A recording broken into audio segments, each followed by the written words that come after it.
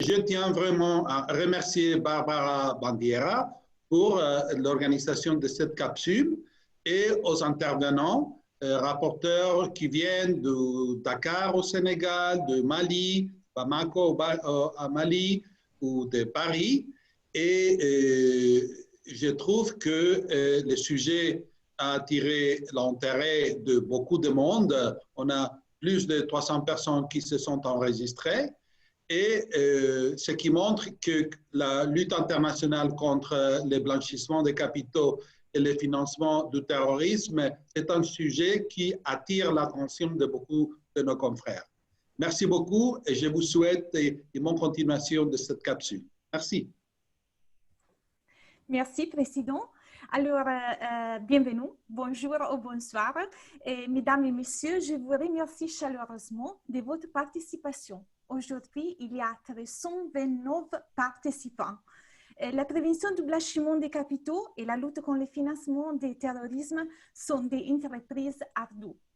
Moi, je suis le président du sous-comité compliance, conformité aux règles et anti-blanchiment d'argent de l'UIA. Je suis très contente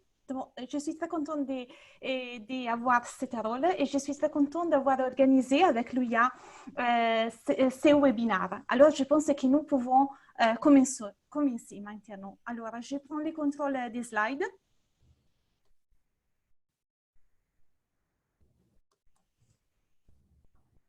OK. Moi, j'ai fait une petite introduction sur l'anti-blanchiment et sur le terrorisme. Et je parlerai aussi de Covid-19, du sport et des victimes du terrorisme. On va commencer avec les définitions. Le blanchiment des capitaux est un processus par lequel la source illicite d'actifs obtenus ou produits par une activité délictuelle est dissimulée pour masquer les liens entre les fonds obtenus et les délits initiaux. Le financement terroriste fait intervenir la mobilisation et le traitement des actifs qui donnent aux terroristes les ressources leur permettant de déployer leur activité. Je vous dis que les blanchiments des capitaux et les financements terroristes sont une priorité pour la communauté internationale. Et puis, ils sont aussi des délits financiers qui ont des effets économiques. Ils peuvent menacer la stabilité du secteur financier d'un pays. Alors, ils sont nécessaires des dispositifs efficaces de lutte. Ils sont essentiels pour protéger l'intégrité des marchés et de la structure financière mondiale. Alors, moi, je dis que les mesures de lutte contre le blanchiment des capitaux et les financements terroristes sont un impératif moral, mais ils sont aussi une nécessité économique.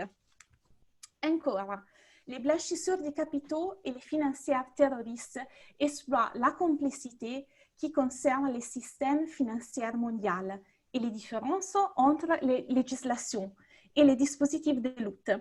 Et puis, ils sont attirés par les pays où les contrôles sont faibles, où les contrôles sont inefficaces et où ils peuvent plus facilement déplacer leurs fonds sans être découverts.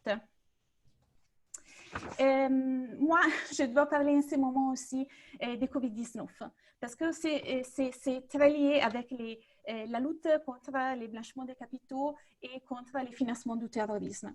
La pandémie, comme vous savez, la pandémie de Covid-19 s'accompagne des défis, des souffrances humaines et des troubles économiques sans précédent dans le monde entier.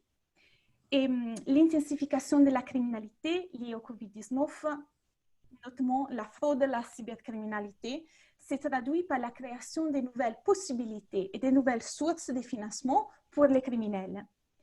Le Covid-19, la pandémie, affecte la capacité des gouvernements et des acteurs du secteur privé à s'acquitter de leurs obligations en matière de lutte contre le blanchiment des capitaux et contre le financement du terrorisme. Dans la slide, vous pouvez voir les risques émergents en cette période de Covid-19. Par exemple, en ce moment, il y a un recours accru au secteur financier non réglementé et qui va créer de nouvelles possibilités pour les criminels de blanchir des fonds illicites. Alors, dans les périodes de Covid-19, il y a des problèmes, mais alors il faut adopter, il faut identifier des mesures visant à faire face au Covid-19. Par exemple, la coordination nationale, la communication renforcée avec le secteur privé, et puis il y a aussi les devoirs de vigilance relatifs à la clientèle. Et puis, il faut soutenir aussi les modes de paiement électroniques. Encore quelques mots sur la pandémie de Covid-19. La pandémie de Covid-19 a mis en évidence les vulnérabilités aux formes nouvelles et émergentes de terrorisme. A aussi vu des groupes extrémistes chercher à exploiter les divisions pour faire avancer leurs objectifs. Les terroristes exploitent les perturbations importantes et les difficultés économiques causées par le Covid-19 pour répandre la peur, la haine, la division, pour radicaliser et recruter de nouveaux adeptes. J'ai écrit dans la fin de la slide une phrase très importante. Les organisations terroristes et criminelles ne doivent pas pouvoir exploiter la crise de la pandémie de Covid-19 à leur fin. La pandémie de Covid-19 a renforcé la menace terroriste dans les zones de conflit, mais a réduit cette menace dans les zones sans conflit et en raison des mesures de confinement. Il y a un problème, Internet. En effet, il existe en ce moment de crise avec le Covid-19 une tendance continue d'attaque par des individus ayant trouvé leur inspiration en ligne et agissant seuls ou en petits groupes. Et encore, je veux dire la situation dans le monde. Alors, l'État islamique d'Irak et du Levant a consolidé sa position dans certaines zones au Moyen-Orient. Afrique. L'État islamique en Afrique de l'Ouest reste un axe majeur de la propagande mondiale de l'État islamique d'Irak et du Levant. Et puis, il a continué de renforcer ses liens avec l'État islamique au Grand Sahara, qui reste le groupe le plus dangereux dans la région des trois frontières, Burkina Faso, Mali et Niger. En Europe, le problème est Internet. En Europe, la menace continue de provenir principalement de la radicalisation terroriste via Internet. Ici, j'ai fait une comparaison entre le coronavirus, Covid-19, et le terrorisme. Et j'ai écrit que, comme le coronavirus, le terrorisme ne respecte pas les frontières nationales, affecte toutes les nations et ne peut pas être vaincu que collectivement.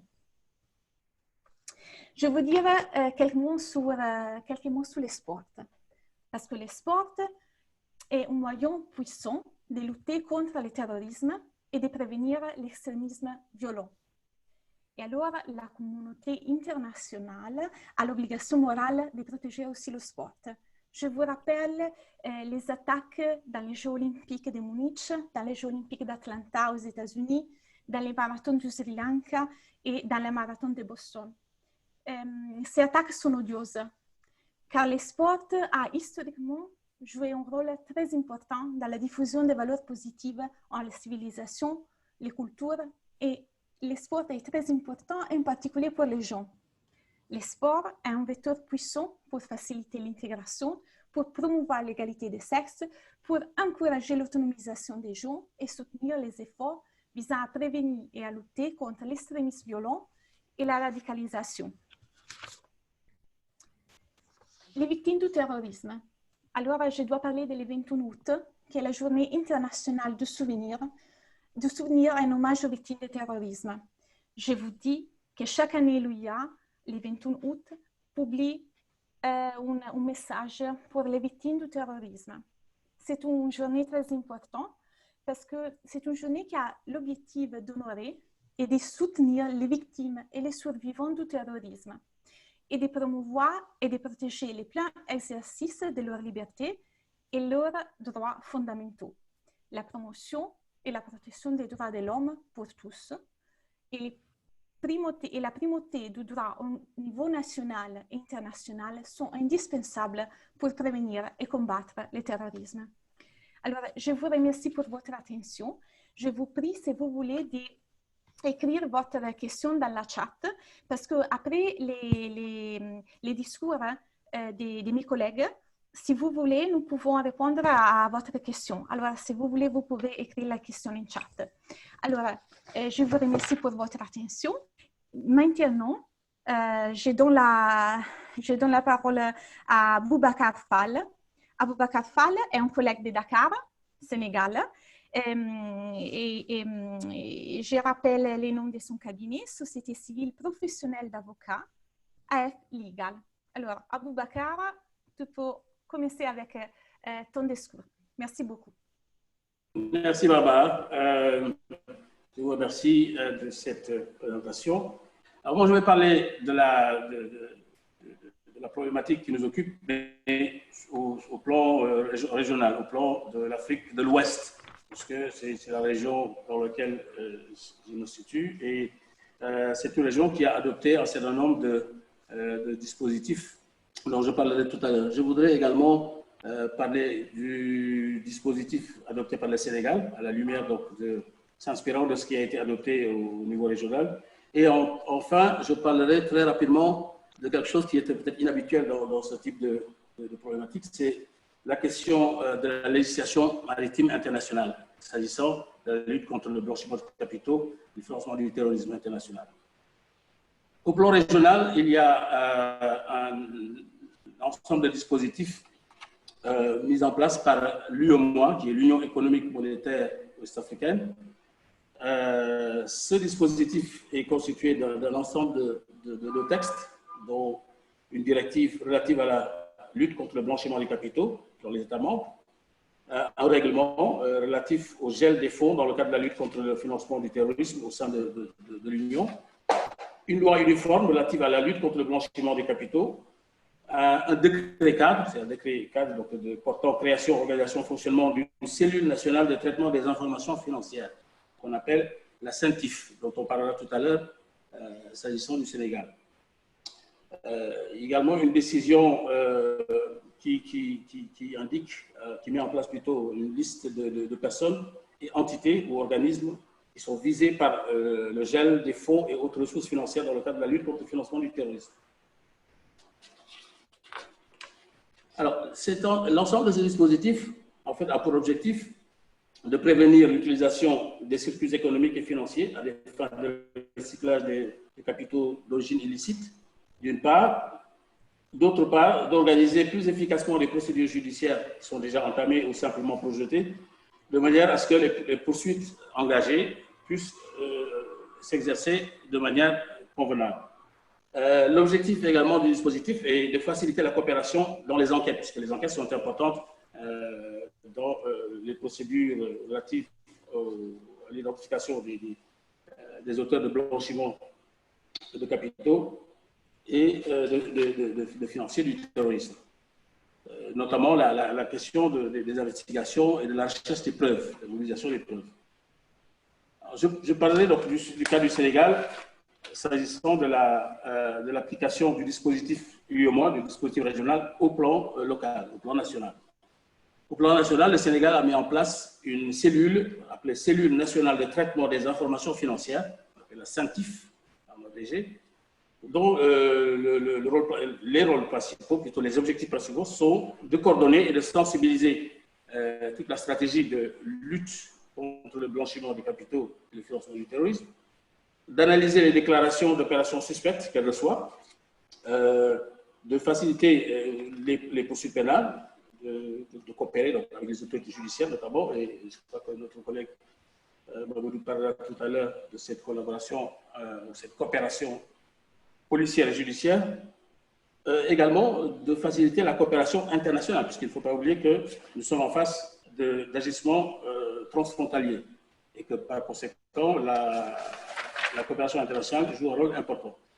Malheureusement, il se trouve que la CENTIF est pas très bien dotée, notamment en termes de ressources humaines et matérielles, techniques et financières notamment, et elle a du mal, effectivement, à disons, efficacement mener ses opérations, ses missions. Nous avons observé un ensemble de difficultés, notamment au niveau de la fourniture de matériel informatique, ce qui pose un problème, puisque si les données qui sont extrêmement sensibles sont traitées de manière manuelle, effectivement, l'impact sur la qualité des analyses et les délais de traitement des informations s'en ressent. Au niveau des sanctions, vous savez que les sanctions pénales sont de la compétence des États et que donc au Sénégal, le pays a adopté une loi en 2004, une loi uniforme contre le blanchiment de capitaux, avec un article 37 qui pose l'incrimination visant les personnes coupables d'infractions de blanchiment de capitaux et qui également incrimine la tentative de blanchiment.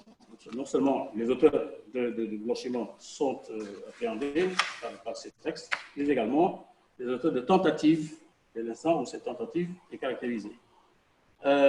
Il en est de même d'une loi uniforme adoptée par le Sénégal sur la lutte contre le financement du terrorisme.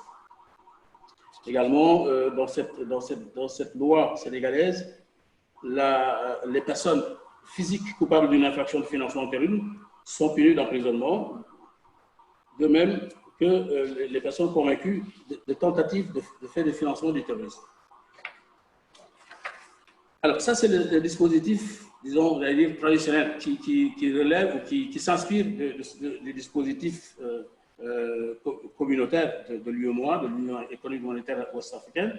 Mais le Sénégal a effectué une avancée significative en ce qu'il a adopté une nouvelle loi en 2018, loi du 23 février 2018, qu'on appelle la loi sur les bénéficiaires réels ou bénéficiaires réels, puisque derrière les blanchisseurs, enfin derrière les activités économiques plutôt, se cache très souvent du blanchiment de capitaux ou du financement du terrorisme. Et le Sénégal a cru devoir mettre en place un dispositif comme le font déjà certains pays ou plusieurs pays de l'OCDE. C'est ce qu'on appelle la législation sur les beneficial ownership. C'est devenu une donnée assez, disons, très bien partagée, en tout cas dans les pays occidentaux. En revanche, en Afrique, il n'y a pas encore beaucoup de dispositifs législatifs sur cette question-là. Or, c'est un élément important dans le soutien de la lutte contre le terrorisme, le financement du terrorisme et le blanchiment de capitaux. Donc, le Sénégal a adopté cette loi en 2018, et c'est une loi qui pose l'obligation d'identifier les ayants droits économiques, hein, qu'on appelle le bénéficiaire réel, comme j'ai dit tout à l'heure, et l'article 30 de cette loi dispose qu'au cas où il n'est pas certain que le client qui agit pour son compte propre, l'institution financière se renseigne par tout moyen sur l'identité du véritable donneur d'ordre. Donc, il faut vraiment identifier le donneur d'ordre. Au cas où on n'arrivait pas à identifier le véritable donneur d'ordre, si un doute persiste sur la véritable identité de celui-ci, à ce moment-là, il doit être mis fin à l'opération. On l'observe ici chez nous en matière de permis de recherche minière et bientôt pétrolière, puisqu'on a du pétrole et du gaz en ce moment. Mais en matière minière, on a observé effectivement qu'il y a un certain nombre d'entreprises qui viennent demander des permis dont on n'arrive pas à identifier tout à fait clairement les bénéficiaires réels. Donc cette loi permet de mettre fin à l'opération si des doutes persistent.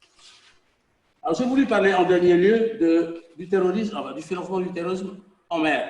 Parce que n'oubliez pas que dans la zone UEMOA, sur les 8 pays, 5 sont des États côtiers. Or, on oublie souvent, le financement du terrorisme n'est pas seulement l'affaire des pays enclavés. On a cité tout à l'heure le Mali, le Burkina, le Niger.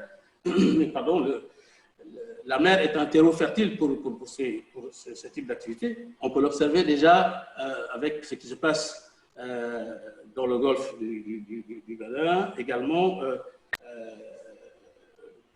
vers la Somalie, où effectivement les Chebabs poursuivent leurs activités de kidnapping, de piraterie, mais les revenus de ces actes illicites servent à financer le terrorisme. Ça, le lien a été démontré, a été établi depuis très longtemps.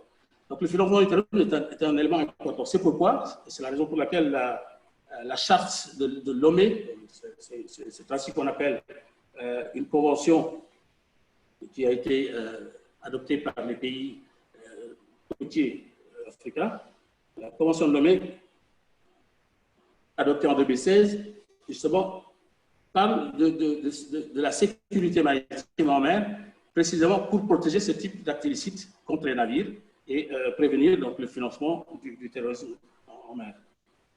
Il y a également un protocole sur la répression d'actes illicites contre la sécurité des plateformes, parce que n'oublions pas que les pays producteurs de pétrole sont exposés à ce type d'actes illicites, c'est-à-dire d'attaques sur les plateformes pétrolières, lesquelles attaques vont produire des revenus qui vont servir à financer le terrorisme. Donc le lien est établi. On ne peut pas entrer en détail dans cette problématique-là, mais il est certain que c'est un problème, c'est un sujet qui est extrêmement important et les pays ouest-africains en particulier en ont pris conscience au point d'adopter cette charte dont j'ai parlé, qu'on appelle la charte de Lomé, puisqu'elle a été adoptée à Lomé en 2016. Donc voilà très rapidement un ensemble d'éléments que je voulais mettre sur la table, à charge maintenant pour les confrères qui vont intervenir plus tard de détailler un certain nombre de points relatifs à ces problématiques que constituent la lutte contre le blanchiment des capitaux et la lutte contre le financement du terrorisme international. Donc, je laisse à vos dispositions pour répondre aux différentes questions qui pourraient être soulevées. Merci. Je te remercie beaucoup, Aboubacar.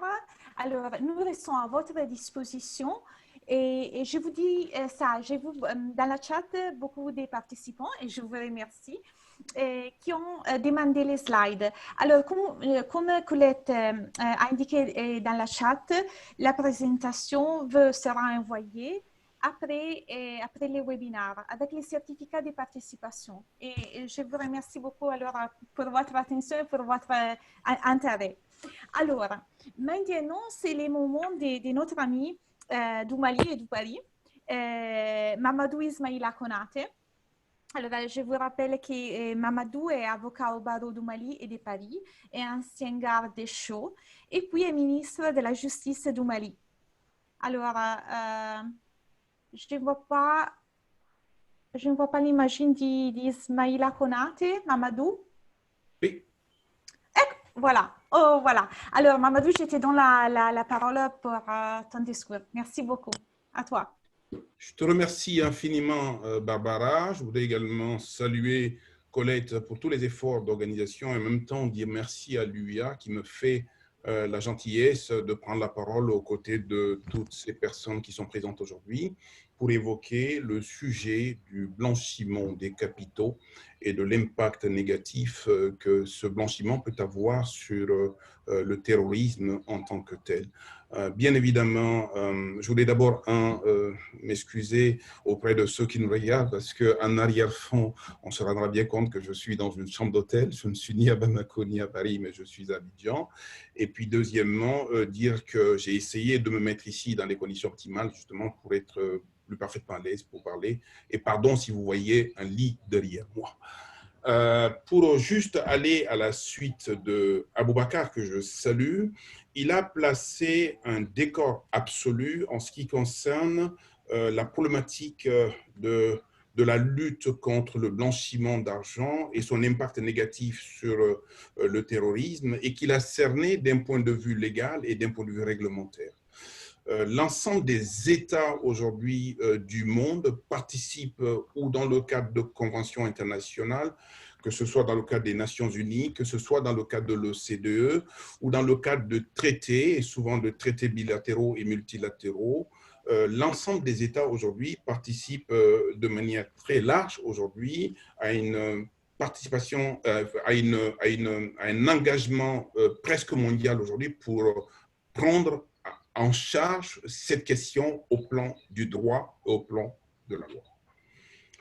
Quand on a dit ça pour les États particulièrement africains, et Aboubacar l'a rappelé, les 8 États parties de l'UEMOA, mais au-delà, les États parties de la CEDEAO, qui englobe le gros géant ou le grand géant nigérian, la question en Afrique va au-delà des textes parce qu'aujourd'hui, nous rencontrons 2 difficultés majeures en Afrique.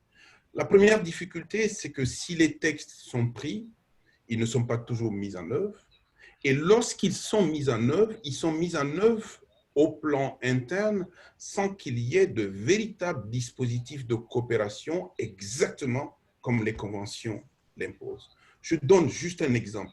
Quand on parle aujourd'hui de lutter contre le blanchiment, la problématique essentielle, on se rend compte très vite qu'un pays comme le Sénégal tout seul ne peut arriver à rien.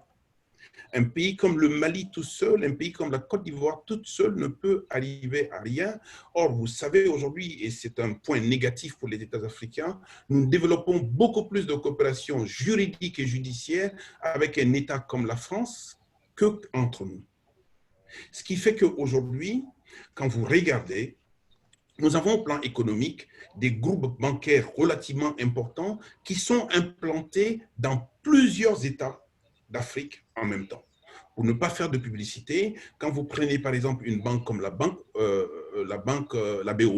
quand vous prenez une banque comme Ecobank, quand vous prenez par exemple des banques comme Watijari, qui est une banque marocaine, ils sont implantés dans la quasi-majorité des États africains. Et quand ils sont... Alors, je crois qu'il a des problèmes de connexion. Non, il a juste oublié de fermer son micro, ce qu'il fait. Alors, donc, quand ils sont implantés dans nos États, ils ouvrent des comptes bancaires, s'installent dans nos États sur la base d'un agrément unique bancaire qui leur donne la possibilité de créer des filiales de banques partout, ce qui fait que le client d'une banque sénégalaise peut faire à la fois des opérations directes au Sénégal, mais des opérations dans tous les États parties. Je vous parle de banques pour vous dire aujourd'hui le lien qu'il peut y avoir entre une mauvaise transaction financière, douteuse, illicite, qui peut être admise aujourd'hui, s'agissant de la dimension UEMOA, sur les 8 États partis. Le deuxième élément, ceux qui sont derrière les opérations de blanchiment sont des gens aussi qui ouvrent de plus en plus d'activités d'exploitation dans nos États et généralement, dans nos États, ils créent des filiales de sociétés qui sont en offshore.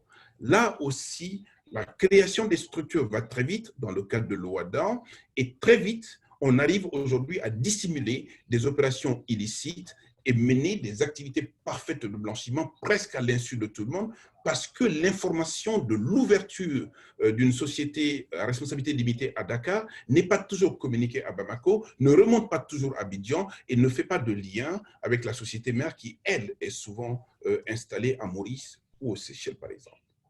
Troisièmement, les opérations douanières qui constituent un secteur clé de l'activité économique permettent aujourd'hui d'écouler des marchandises souvent de valeur aussi importante que les qualités, sans pour autant que le dispositif douanier soit à même de pouvoir appréhender l'information, de la mettre dans des bases de données qui soient susceptibles d'être consultables par tout le monde. Et enfin, quand on parle aujourd'hui de blanchiment, il faut parler de l'identité des gens. Et vous savez que l'un des déficits au niveau administratif dans nos États partis, c'est quand même la question de l'état civil.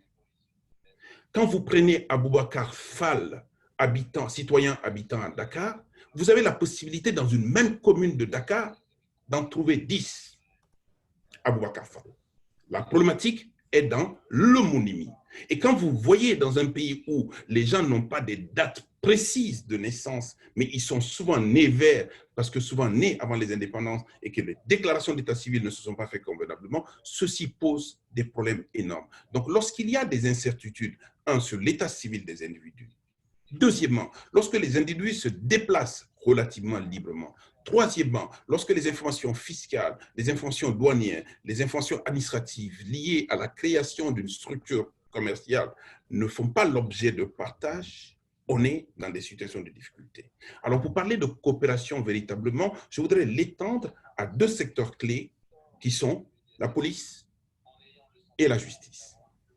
Vous savez qu'aujourd'hui, il n'y a pas de mandat d'arrêt au sens international du terme, parce que lorsqu'un juge malien, dans le cadre d'une opération de blanchiment, et je vous parle de cas réels que j'ai eu à gérer lorsque j'étais ministre de la République, lorsque un ministre malien lance un mandat d'arrêt, le mandat d'arrêt est reçu au Sénégal et traité exactement dans les mêmes conditions comme un mandat provenant d'une autorité judiciaire extérieure au Sénégal. 1, c'est une valise diplomatique qu'il faut utiliser. 2, c'est le circuit diplomatique qu'il faut utiliser. Et troisièmement, c'est la lenteur administrative qui fait que le mandat d'arrêt qui part de Bamako à Dakar, 1 heure d'avion, n'est reçu et traité à Dakar que 35 jours après. 35 jours après, pour quelqu'un qui est recherché par la justice malienne, qui a pu utiliser le vol au départ de Bamako pour aller à Dakar, qui est arrivé 1 heure après, qui s'est dissimulé, qui s'est prolongé et a fini sa course en Guinée-Bissau et rentre dans des pays où l'état de droit n'est pas parfait. Du coup, on perd de vue un acteur essentiel d'une opération de blanchiment. On perd de vue un acte essentiel d'une opération de blanchiment parce que simplement les justices ne sont pas coordonnées, les justices ne sont pas connectées. Un mandat d'arrêt prend autant de temps que je vous ai indiqué et l'instruction des dossiers via une commission rogatoire prend autant de temps que je vous ai indiqué dans le cadre du mandat d'arrêt. Ne parlons pas d'opération policière. Le Sénégal est un pays frontalier au Mali. Pour passer du Sénégal au Mali via la frontière terrestre, vous mettez 10 minutes. Un policier malien ne peut pas franchir la frontière sénégalaise parce qu'il n'existe aucune protection policière qui puisse simplement aujourd'hui légitimer son acte de police ou même mettre en coopération la police malienne et la police sénégalaise dans une opération de lutte contre le blanchiment. Et quand vous voyez le dernier rapport de la PNUD qui a été indiqué aujourd'hui, on indique des montants relativement importants que l'on ne peut pas appréhender, qui sont consécutifs à des opérations de blanchiment qui sont la première source de pauvreté dans notre pays, et le lien est fait aujourd'hui avec le terrorisme. Pour donner juste un exemple, c'est une situation que j'ai eu à gérer également quand j'étais ministre. Un des plus importants hôtels de Bamako qui a été attaqué par 2 moyens essentiellement. De l'argent qui a été transféré via les Orange Money, je parle de Orange Money dans le style, mais sans mettre en cause la structure qui est derrière. Et deuxièmement, par des téléphones mobiles. Les 7 ou 10 personnes qui sont intervenues dans le cadre de cette opération de terrorisme sont des gens qui sont liés avec une association de malfaiteurs qui maniaient de l'argent d'une part et qui maniaient également les puces téléphoniques pour les mettre à disposition de gens pour trouver des vecteurs de communication. Je voulais juste indiquer ici qu'il est important d'avoir des conventions qui puissent éventuellement rallier les États au plan juridique, au plan légal et au plan réglementaire, que ce qui est le plus important aujourd'hui, c'est de tirer davantage la coopération judiciaire d'une part et la coopération policière d'autre part, de manière à ce que la police et la justice puissent aller aussi vite que les personnes qui sont susceptibles d'être appréhendées. Quand je parle de coopération judiciaire, cela vaut entre les États, mais cela vaut surtout entre les différents organes. Et je le dis ici parce que nous sommes des avocats, il n'y a quasiment aucun organe qui puisse nous permettre souvent d'agir en tant qu'avocat hors notre espace territorial. Il y a des États encore qui vous soumettent à une obligation de formalité administrative comme si la profession d'avocat n'est pas une profession universelle. Lorsque vous avez un client qui est mis en cause dans un pays qui n'est pas le vôtre, qui vous appelle pour pouvoir l'assister, qu'on l'oblige par exemple à avoir un avocat local parce que les avocats étrangers ne peuvent pas intervenir sur le territoire, ceci pose des difficultés énormes. En récapitulatif aujourd'hui, il est important et essentiel que les pouvoirs publics, au plan national et au plan international, puissent envisager aujourd'hui des opérations réelles de mise en place d'axes de coopération qui permettent aujourd'hui d'avoir des mandats d'arrêt uniques, d'avoir des mandats de poursuite uniques, d'avoir des commissions rogatoires qui peuvent être exécutées dans des conditions rapides et de donner la possibilité aux polices, individuellement ou conjointement, de mener des activités de police dont le but est véritablement d'appréhender toutes les opérations de blanchiment dont l'impact négatif est sur le terrorisme. Et aujourd'hui, un pays comme le Mali est devenu un pays de gros terrorisme aujourd'hui du jour au lendemain. Parce que simplement, les opérations d'état civil ne sont pas maîtrisées. Les informations, que ce soit au plan de la télécommunication, que ce soit au plan de la justice, que ce soit au plan administratif, que ce soit au plan économique, fiscal ou douanier, ne sont pas maîtrisées. Et qui parle de lutte contre le blanchiment, c'est la maîtrise de l'information. J'ai terminé, Barbara. Je te remercie. Merci, Mamadou. Alors, je suis en train de lire qui Abdoulaye Ouattara Dahin a écrit. Merci à Maître Konaté pour sa présentation qui est d'une clarté cristalline. Alors, congratulations, Mamadou. Alors, avant de donner la parole à Étienne, je veux dire que vous pouvez écrire votre question où il y a les questions Q&A. Moi, j'ai les vidéos en anglais et vous pouvez écrire votre question. J'ai vu qu'il y a déjà des questions qui concernent les rôles des avocats dans la lutte contre le blanchiment des capitaux et du financement du terrorisme. Et un argument très, très, très intéressant, les rôles des avocats. Et je vous invite à écrire des autres questions dans la session qui concerne la question. Maintenant, alors, je donne les mots à Étienne Lesage. Étienne Lesage a un cabinet à Paris. Lesage est avocat. Étienne parlerait des blanchiments des capitaux et du financement du terrorisme parce que Étienne est un avocat qui s'occupe des droits pénal. Et je veux dire aussi qu'Étienne est aussi président de la commission du droit pénal de l'Union internationale des avocats. Voilà, Étienne, à toi. Merci beaucoup, Barbara. Bonjour à tous. Heureux de vous retrouver, même si c'est par l'intermédiaire de la visio. Je voudrais aborder cette question du blanchiment d'argent et de financement du terrorisme à travers les aspects criminels, les aspects pénaux, la réaction pénale des autorités, des États, des institutions internationales, comment elles induisent ou sollicitent les États qui font partie de leur groupement, de leur institution, à agir pour que la répression soit efficace et proportionnée à ceux qui se livrent à des opérations de blanchiment et de financement du terrorisme. Et je voudrais le faire en lien permanent avec notre position à nous d'avocats pénalistes. Parce que nous connaissons tous, parce que c'est un peu une tarte à la crème, les législations internationales, les coopérations internationales en matière de lutte contre le blanchiment et le financement du terrorisme qui sont en place maintenant depuis plusieurs dizaines d'années. Je vais y revenir parce que c'est quand même important de rappeler les définitions.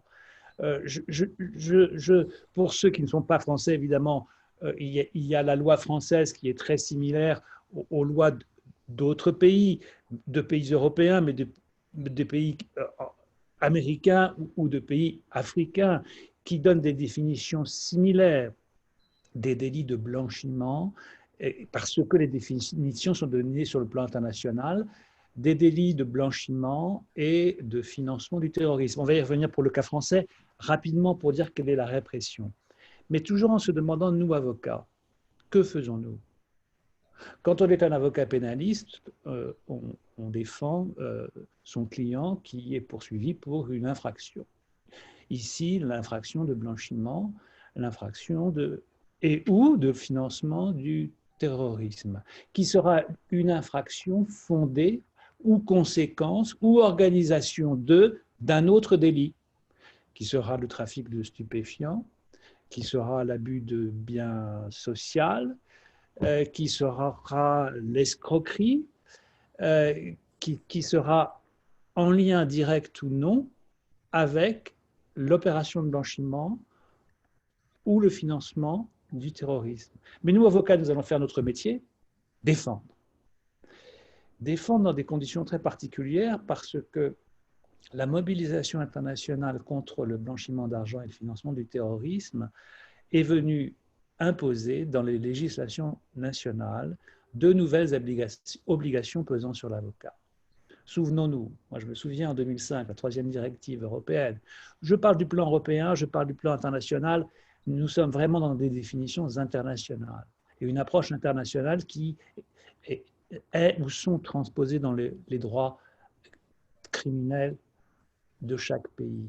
Je me souviens en 2005, la troisième directive avait soulevé une grande mobilisation des avocats, la troisième directive sur le blanchiment et le financement du terrorisme, parce qu'elle imposait cette obligation de déclaration de soupçon. C'est-à-dire que les avocats qui interviennent pour assister des personnes poursuivies ou suspectées de blanchiment, ces avocats, lorsqu'ils ont un doute sur la licéité de l'opération que l'on leur demande de réaliser, lorsqu'ils se demandent s'ils ne participent pas eux-mêmes par les montages ou les opérations juridiques qu'ils réalisent à des opérations de blanchiment, est-ce que ces avocats ne peuvent pas être eux-mêmes poursuivis? Et pour l'éviter, on va les obliger à faire cette déclaration de soupçon. Nous avons en France obtenu le filtre du bâtonnier pour que la déclaration de soupçon ne soit pas transmise directement par l'avocat à Tracfin, l'autorité de contrôle, mais au bâtonnier qui va estimer, pour qu'il y ait ce filtre, qui va estimer si on transmet ou non à Tracfin. Pourquoi? Pour protéger nos secrets professionnels, parce que cette brèche ouverte, gigantesque, dans le principe sacro-saint qui est chez nous le secret professionnel, qui est dans les pays anglo-saxons le legal privilege, cette obligation de soupçon pour les opérations de blanchiment est une sacrée entorse à notre secret professionnel. Et c'est un sujet qui est d'actualité brûlant et toujours brûlant, en permanence brûlant. L'année dernière, enfin au début de cette année 2020 plutôt, le gouvernement français a publié une ordonnance transposant la directive de l'Union européenne du 30 mai 2018 du Parlement européen et du Conseil, connue sous le nom de 5e directive anti-blanchiment. Donc cette ordonnance française du 12 février 2020 pour contribuer à la lutte contre le blanchiment et le financement du terrorisme, avec la publication le même jour de 2 décrets d'application. Et avec quelles obligations? Des obligations sur l'avocat, des obligations particulières de vigilance.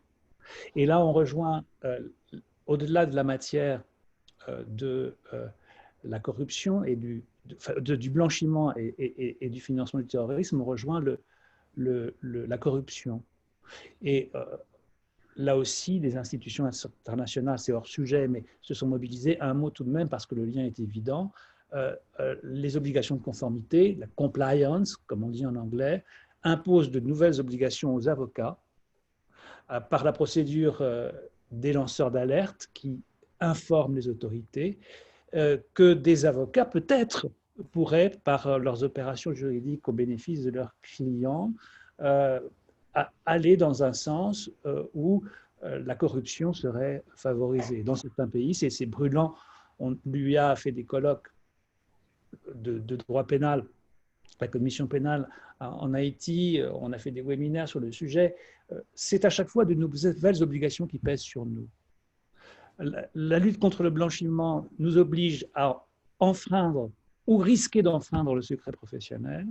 La lutte contre la corruption nous oblige à des obligations de conformité qui ont été mises en place en France par la loi Sapin du 9 décembre 2016 sur la transparence de la vie économique et qui est très intéressante sur le plan de procédure pénale parce que si les lois anti-blanchiment nous imposent des entorses, hélas, au secret professionnel, la loi Sapin qui est généralisée à la quasi-totalité aujourd'hui des pays, parce que c'est aussi la transposition de normes internationales, cette loi Sapin, en termes de procédure pénale française, notre procédure qui est inquisitoire sous contrôle des juges, nous donne un rôle, nous, avocats, plus important parce qu'on va pouvoir négocier avec le parquet le fait de pouvoir éviter des poursuites pénales.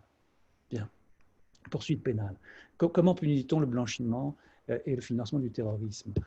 En France, nous avons une définition donnée par 324.1 du Code pénal du blanchiment, avec 2 formes de blanchiment, le blanchiment simple et le blanchiment aggravé. Le blanchiment simple, c'est la facilité par tout moyen à justification mensongère de l'origine des biens ou des revenus de l'auteur d'un crime ou d'un délit ayant procuré à celui-ci un profit direct ou indirect.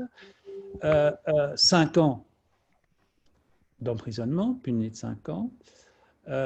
Constitue également un blanchiment, le fait d'apporter un concours à une opération de dissimulation ou de conversion du produit direct ou indirect du crime ou du délit, avec des circonstances aggravantes qui sont prévues, circonstances aggravantes qui sont la bande organisée, notamment, et qui permet de punir jusqu'à 10 ans d'emprisonnement les opérations de blanchiment. Mais dans la définition du blanchiment, il y a cette notion de... Il y a celui qui fait l'opération de blanchiment, celui qui fait du trafic de drogue et qui va écouler dans le cercle financier habituel le produit financier qu'il a tiré du trafic de drogue pour le blanchir. Et il y a celui qui apporte son concours dans la définition même donnée par le Code pénal, 324.1. Le concours, c'est qui est-ce qui fait concours? Ça peut être un banquier, ça peut être un notaire, tout professionnel du droit, et ça peut être un avocat. D'où cette chose très curieuse de la déclaration de soupçon. Quand on est pénaliste, moi j'aime bien toujours donner un exemple. Imaginez qu'on a toujours des soupçons sur nos clients. Imaginez que vous défendez une personne poursuivie pour blanchiment. Vous le défendez devant le tribunal correctionnel. Il est condamné à une peine, quelle qu'elle soit. Très bien. Et des années plus tard, ce même client vient vous voir et vous dit, maître, je me suis racheté une conduite, je n'ai plus de problème avec la justice pénale, je fais des achats et des ventes de fonds de commerce et je voudrais que vous soyez mon avocat d'affaires pour acquérir, ou que votre cabinet ou votre associé soit mon avocat d'affaires qui lui fait du droit des affaires pour l'acquisition et la vente de fonds de commerce. Très bien, vous allez prendre le dossier, mais vous l'aviez défendu pour des opérations de blanchiment quelques années plus tôt. Des opérations de blanchiment peut-être liées à la vente de fonds de commerce, peut-être, avec des fonds qui provenaient illicitement du trafic de drogue ou du financement du terrorisme. Qu'est-ce que vous faites? Vous avez un soupçon. Vous avez un soupçon sur la nature même de votre client. Parce que vous connaissez votre client, vous savez que par le passé, il a fait des opérations de blanchiment ou assimilées. Et lorsqu'il vient vous voir pour des opérations tout à fait différentes, vous avez un soupçon, qu'est-ce que vous faites? Est-ce que vous ne risquez pas d'être tenté de le dénoncer? Là aussi, attention. Et la 5e directive, la dernière, va beaucoup plus loin au risque, parce que la 3e directive qui oblige les avocats à dénoncer, entre guillemets, leurs clients, c'est uniquement pour l'activité de conseil. Mais là, on arrive dans la 5e directive à une définition tellement large du concours apporté par l'avocat qu'on peut presque inclure le travail de défense, d'assistance de l'avocat pénaliste qui défend son client poursuivi pour un délit ou un crime. Donc attention, c'est très dangereux. Pour le terrorisme, c'est la même chose. En France, nous avons une définition qui est donnée depuis 2001, pas sur le terrorisme, et cette définition, elle a été elle a été introduite dans le Code pénal par la loi du 15 novembre 2001, juste après le 11 septembre. Là, ce n'était pas des conventions internationales, mais c'était des événements internationaux qui ont motivé le législateur français à prendre une législation particulière contre le financement du terrorisme. C'est l'article 421.2 du Code pénal qui sanctionne le financement du terrorisme. Et ce délit a pour caractéristique de présenter des éléments constitutifs très larges.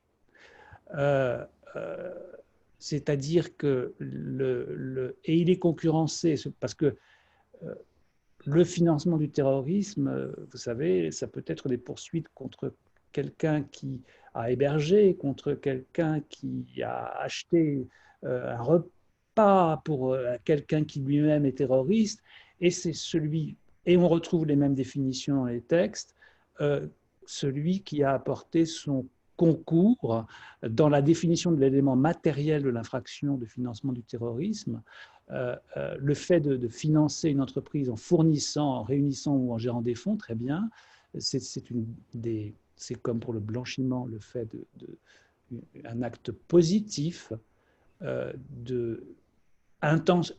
matériellement, avec l'intention de l'élément intentionnel, de faire une opération liée au financement du terrorisme, mais c'est aussi apporter un concours, et le texte du Code pénal nous donne des illustrations, la fourniture de fonds de valeur, la réunion de fonds, la gestion de fonds, ou enfin la délivrance de conseils, pour financer une entreprise terroriste. Qui vise-t-on? Sinon ceux qui donnent des conseils et qui sont susceptibles d'être des avocats. Où est la limite entre le fait de défendre, d'assister, de représenter un client et celui de lui donner des conseils? On dit toujours aux étudiants, élèves avocats, quand on parle de ces sujets, vous savez, si vous êtes saisi par un client et qu'il vous demande de couvrir ses opérations illégales ou illicites, qu'est-ce que vous faites? Vous vous dessaisissez du dossier, vous dites au client, je suis désolé, je ne peux pas faire ça, je peux pas, vous me demandez de faire une vente de fonds de commerce sans me justifier de l'origine des fonds alors qu'il y a des soupçons, j'ai un soupçon, plutôt que de vous dénoncer à mon bâtonnier ou à Tracfin, ben je ne prends pas le dossier. Voilà. On se retire, nous avons notre déontologie qui nous permet de ne pas être auteur ou complice ou de celui qui concourt en donnant des conseils pour réaliser une opération illégale. Nous avons notre déontologie. Et les textes internationaux, hélas, je ne vais pas être trop long, Barbara, je crois que je dois arriver à mon temps. 2 minutes encore, et puis nous pouvons donner les mots à Sylvestre. 3 minutes pour revenir sur quelques définitions internationales. Est-ce que ces définitions internationales sont celles qui viennent impacter directement les législations locales et notre activité d'avocat, c'est d'avocat pénaliste. Hein. En France, c'est 5 ans, 10 ans aggravés. Dans tous les pays d'Europe, blanchiment, financement du terrorisme, c'est puni aussi de 5 ans à 10 ans. Aux États-Unis, c'est très différent parce que l'échelle des peines est totalement différente, et quand on a plusieurs poursuites pour différents chefs visés sous la même infraction, ça se cumule et on arrive à un nombre d'années incalculable. Selon le FMI, le blanchiment d'argent nécessite un crime sous-jacent, primaire et lucratif, comme la corruption, le trafic de drogue, la manipulation du marché, la fraude ou l'évasion fiscale. Sur l'évasion fiscale aussi, c'est évidemment lié au blanchiment.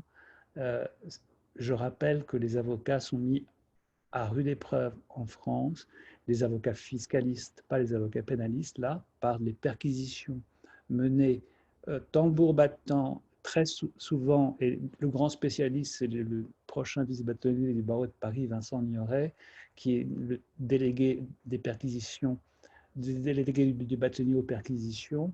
Il y a, pour les enquêteurs, un moyen de venir perquisitionner les cabinets pour, non pas ou tirer prétexte, selon les définitions, de l'infraction qui pourrait être reprochée à l'avocat, mais pour trouver des éléments qui concernent évidemment le client.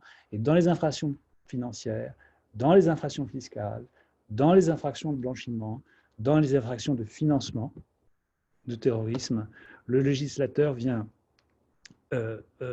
imposer aux avocats des obligations de vigilance toutes particulières. L'important, c'est que, et puis je n'ai pas parlé des GAFI aussi, vous savez que les GAFI, c'est une organisation de 33 membres, qui est d'abord ces normes mondiales de lutte contre le blanchiment, qui a été créée par le G7, et qui donne ces définitions dont je viens de parler, mais je ne veux pas être trop long. L'important, c'est que les législations locales laissent aux avocats la possibilité d'être des avocats, et d'être des avocats selon leur déontologie pour assister des clients qui sont poursuivis pour des infractions, et que l'on ne soit pas tenté soit de leur faire dénoncer leurs clients alors que rien ne justifie cette entorse au secret professionnel, et qu'on ne soit pas tenté non plus de leur imposer des obligations qui ne sont plus des obligations qui pèsent sur les avocats, mais des obligations qui pèsent sur un citoyen comme un lanceur d'alerte qui n'est pas censé être avocat. Bref, sur des terrains qui seraient pour les droits de la défense. Et même si l'on est dans une procédure accusatoire, vous savez que dans les systèmes américains, le legal privilege, le secret professionnel s'entend très différemment du droit continental et notamment du droit français, parce qu'il est beaucoup plus lâche, beaucoup moins exigeant que le secret professionnel dans notre droit continental, parce que les avocats, dans les droits américains, ont la possibilité d'enquêter dans des procédures accusatoires, ce que nous n'avons pas, ce qui fait peser sur eux des obligations plus fortes, et c'est juste. Je dis simplement, du point de vue de l'avocat pénaliste, faisons notre métier avec la prudence, la vigilance nécessaire et dans le respect de nos principes. Merci Barbara. Ok, alors merci Étienne. Je te remercie beaucoup pour les sujets que tu as traités dans notre webinaire qui est très intéressant. Et après, si tu vois les questions, il y a une question pour toi. Mais je vous propose de répondre à les questions après les discours de Sylvestre. Alors, je vous présente Sylvestre Tando de Marsac. Sylvestre a un cabinet à Paris. Et puis, Sylvestre est notre directeur financier, parce que directeur financier de l'UIA. Alors, Sylvestre va parler des crypto-monnaies. C'est un sujet en ce moment qui est très, très important. Et je ne sais pas si vous connaissez les GAFI. Les GAFI a parlé, Étienne maintenant des GAFI, qui c'est une organisation très importante dans le monde entier, qui s'occupe de lutte contre le blanchiment des capitaux, contre le financement du terrorisme et aussi, par exemple, aussi des corruptions, etc. Alors, je donne la parole à Sylvestre avec les crypto-monnaies. Merci. Merci Barbara. Merci Étienne Aboubakar Mamadou pour ces interventions. Je salue tous les participants. Le sujet de la lutte contre le blanchiment de capitaux et les crypto-monnaies ouvre un nouveau volet de la lutte contre le blanchiment et qui nous lance de grands défis qui compliquent encore un peu plus, si c'était possible, la question du blanchiment et du financement du terrorisme. Alors, ce que je vous propose, c'est de procéder en deux temps. D'abord, de quoi parlons-nous? Donc, qu'est-ce que ça veut dire l'usage illicite à des fins de blanchiment des crypto-monnaies? Et ensuite, voir quelle est la régulation anti-blanchiment qui se met en place.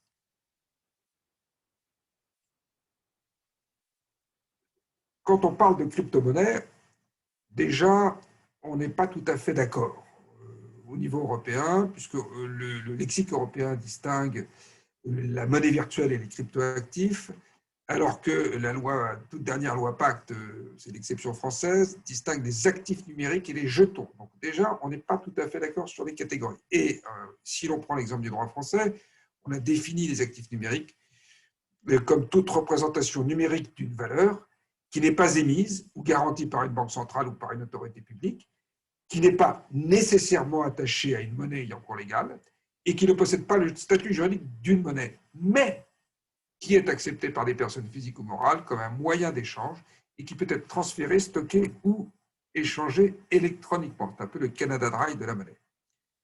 Alors, donc un petit schéma, vous avez ici, ici donc les monnaies matérielles que l'on connaît, les billets, les pièces, et dans les monnaies immatérielles, vous avez les monnaies virtuelles et les monnaies scripturales dites fiat, qui sont des monnaies électroniques mais rattachées à une monnaie, tandis qu'ici, on est sur des monnaies virtuelles qui peuvent être centralisées ou décentralisées. Alors, quand on parle d'usage illicite, on parle de quoi? On parle en fait d'échanges de différentes choses. Et on a pu identifier différentes façons d'user à des fins de blanchiment les crypto-monnaies. Vous avez d'abord des échanges illicites réalisés sur le darknet. C'est le net qui n'est pas référencé. Et donc, vous avez des plateformes plateformes comme voilà, Amazon, c'est pas sur le Dark Net, mais là, vous avez l'équivalence, Alphabet, qui avait 200 000 clients et vous pouviez acheter de la drogue, des armes, tout un tas de produits illicites. Il y a 200 000 personnes qui avaient accès à ça. Et ça a été finalement fermé par le FBI, ou Silk Road également, qu'on a cité, vous pouviez payer, commanditer des meurtres sur Silk Road en payant avec des crypto-monnaies. Vous avez également ce qu'on appelle les escroqueries en ligne, donc ça c'est devenu furieusement d'actualité, c'est-à-dire qu'on vous propose d'acheter des crypto-monnaies, et en réalité c'est une énorme escroquerie. Et il faut faire très attention. L'AMF en France a mis en garde les investisseurs. Il y a Le Monde qui a fait tout un numéro récent sur ce sujet. On est au cœur de l'actualité. Ce sont des fausses publicités qui sont faites pour acquérir des bitcoins ou autres.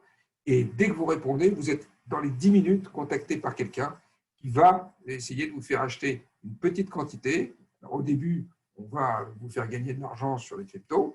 Et puis, de fil en aiguille, on va totalement vous ruiner. Il y a des gens qui ont perdu 20, 25, 200 000 euros comme ça en se faisant escroquer sur Internet. Et vous avez également l'utilisation de logiciels de rançon. On vous vole des données et pour pouvoir récupérer vos données, il faut payer. Évidemment, vous allez payer en Bitcoin.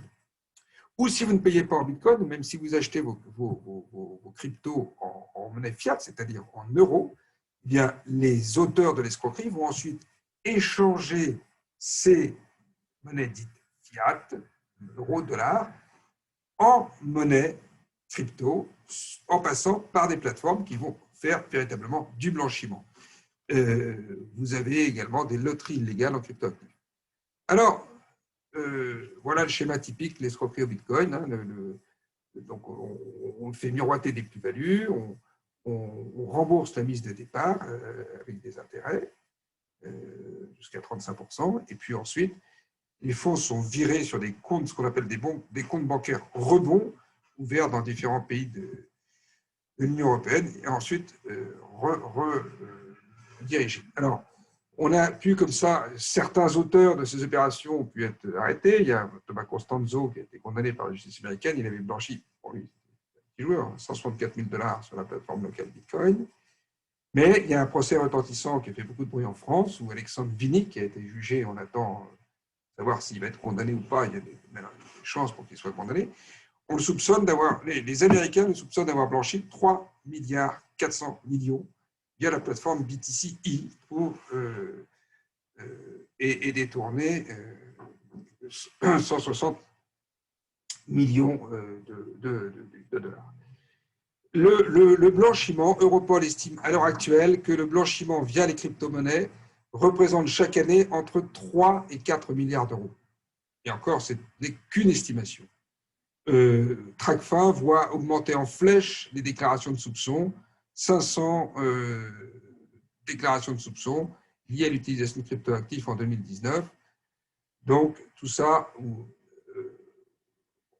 monte en flèche. Et puis, on voit aussi apparaître de nouveaux usages des cryptoactifs pour contourner soit les règles nationales de contrôle des capitaux ou d'échange, soit également pour contrôler les sanctions internationales auxquelles sont soumis certains pays. Et c'est ainsi que vous avez deux pays, le Venezuela par exemple, a eu l'idée d'introduire une crypto-monnaie dénommée Petro et qui a pour sous-jacent les ressources naturelles du pays. L'idée est de contourner les sanctions imposées et la Russie envisagera également le lancement d'un crypto-rouble adossé aux réserves de pétrole du pays, là encore pour contourner le régime des sanctions internationales. Donc, vous voyez que d'un point de vue matériel économique, c'est un vrai secteur qui se développe à toute vitesse. Alors, que faire face à ce développement très rapide du blanchiment en utilisant des crypto-monnaies? Il y a des initiatives. Par exemple, en France, on a, dans la loi Pacte, essayé d'encadrer les prestataires de services sur actifs numériques. Donc, on a créé une catégorie qui s'appelle les PSAN et les prestataires de services sur actifs numériques ont la possibilité de demander un agrément, s'ils le souhaitent, et l'obligation de s'enregistrer. Et c'est l'enregistrement qui est obligatoire. Mais l'enregistrement n'est obligatoire que pour les activités de conservation ou d'achat ou de vente d'actifs numériques en monnaie ayant cours légal. C'est-à-dire que le législateur est en fait très démuni. Il faut comprendre que c'est très difficile de saisir par le droit tous ces crypto-monnaies et ces actifs numériques, donc ils ne savent pas trop comment faire. Et à l'heure actuelle, les États n'arrivent pas à se coordonner pour mettre en place une réglementation internationale, d'où cette initiative française qui a été assez critiquée parce que, bon, il y a bien un contrôle préalable dans l'enregistrement des prestataires de services numériques, on contrôle l'honorabilité, la compétence, les actionnaires, etc. On vérifie qu'ils ont mis en place des procédures et des dispositifs de contrôle interne et assurant le respect des obligations classiques de lutte contre le blanchiment, d'identification, bien sûr, des opérateurs, des donneurs d'ordre et des bénéficiaires. Mais il y a quand même un problème, c'est que on a ce qu'on appelle un peu un trou dans la raquette. Le régime d'enregistrement obligatoire ne concerne pas les prestataires effectuant des activités d'achat-vente entre actifs numériques. C'est-à-dire que si vous êtes sur une plateforme, si vous offrez la possibilité d'acheter des bitcoins contre de l'Ether, eh bien, vous ne serez pas soumis à l'obligation d'enregistrement. Donc, Tracfin, par exemple, dit, mais c'est pas possible, comment voulez-vous maîtriser ça? Et le législateur français dit, non, mais écoutez, on n'a pas le choix, de toute façon, ça n'intéresse pas un blanchisseur de convertir du bitcoin contre de l'Ether. Ce qui l'intéresse, c'est de convertir du bitcoin contre de l'euro. Donc, c'est ça, le véritable blanchiment, et c'est pour ça que seuls ces prestataires sont obligés. On n'est pas tout à fait convaincu par l'argument.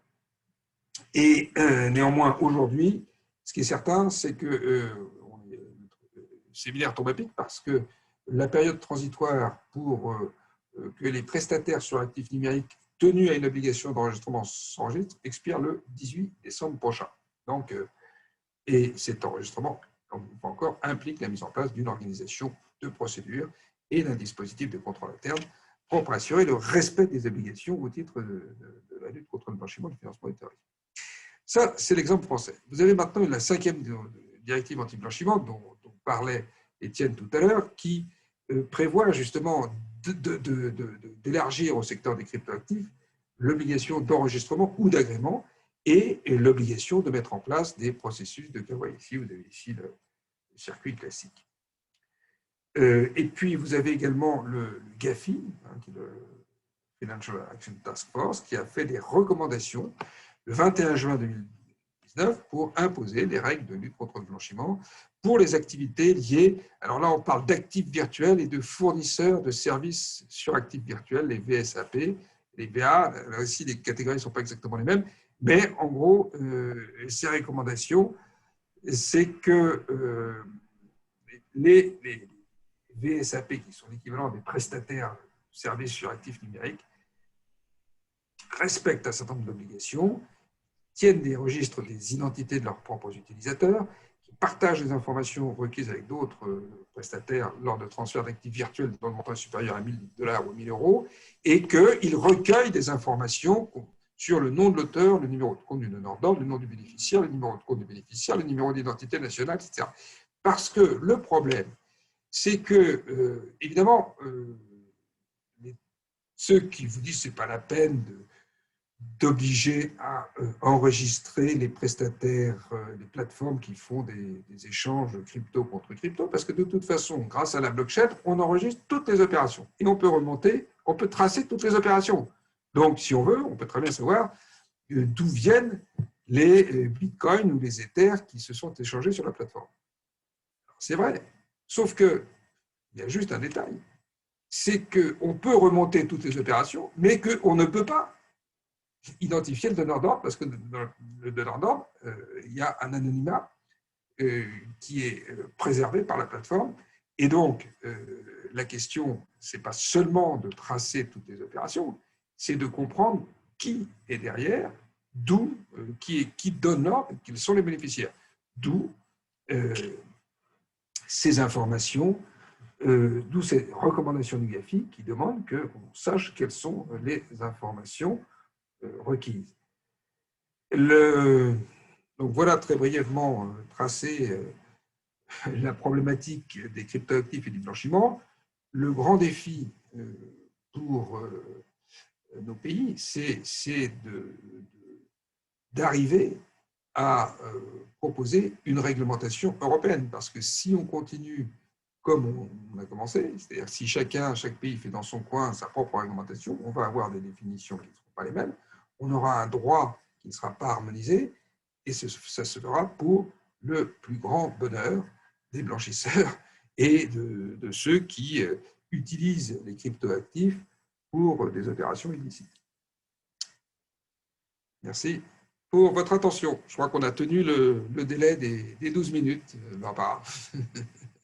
Pas de problème, Sylvestre. Alors, nous avons encore 10 minutes, je pense en 20 minutes, Colette, pour répondre à les questions de nos participants. Alors, Sylvestre, je voudrais commencer avec toi.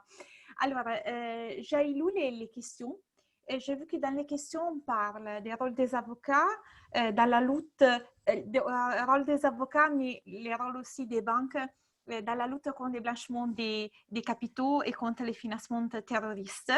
Et moi, je peux dire que dans l'Union européenne, comme a dit aussi Étienne, il y a des règles qui doivent être respectées, observées pour les avocats, mais aussi pour les banques.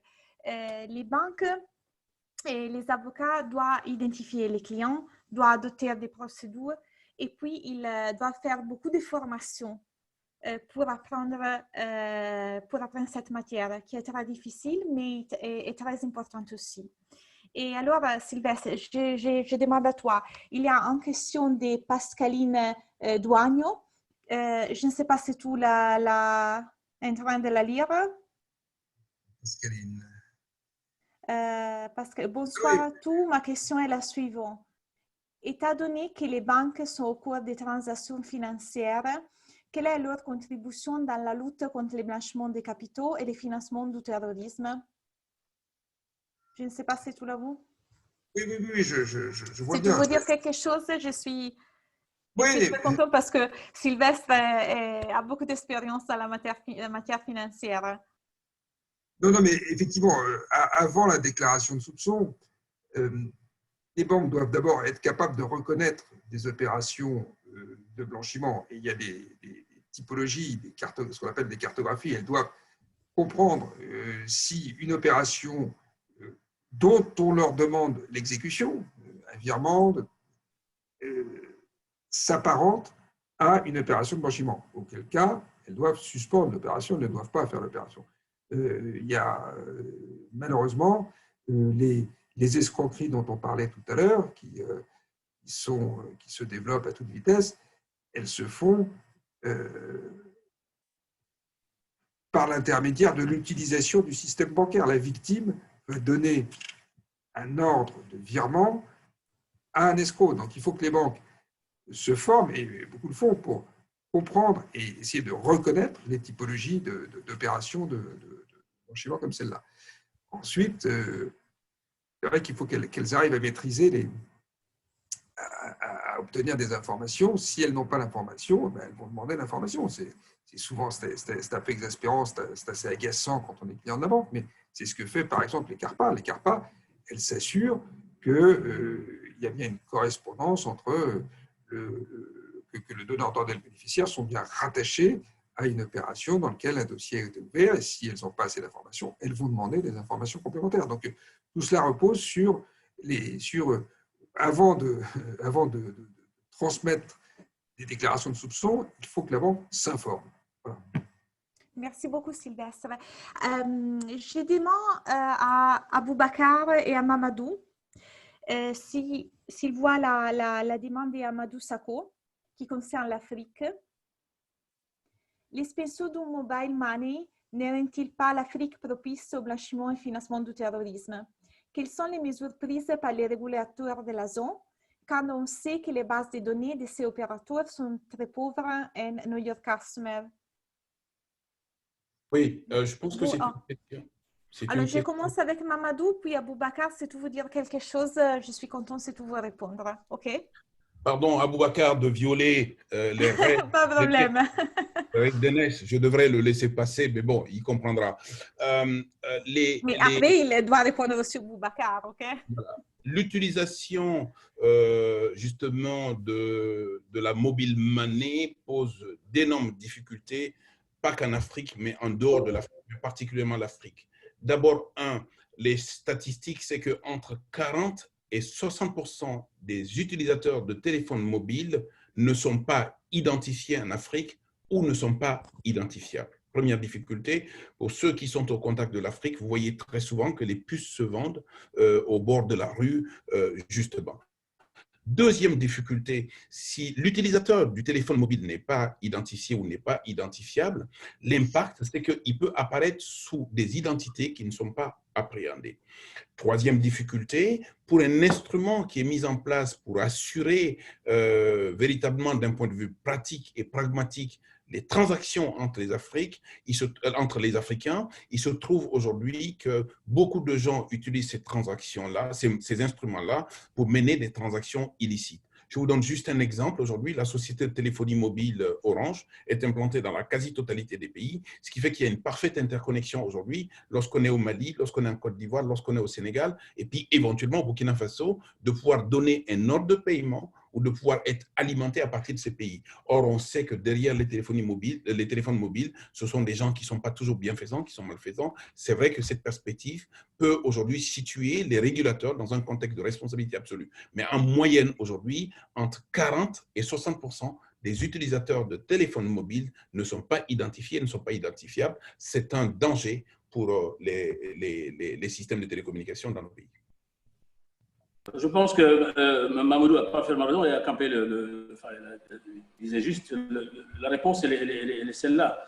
Tout d'abord, il y a la question de l'identification des bénéficiaires de ces puces.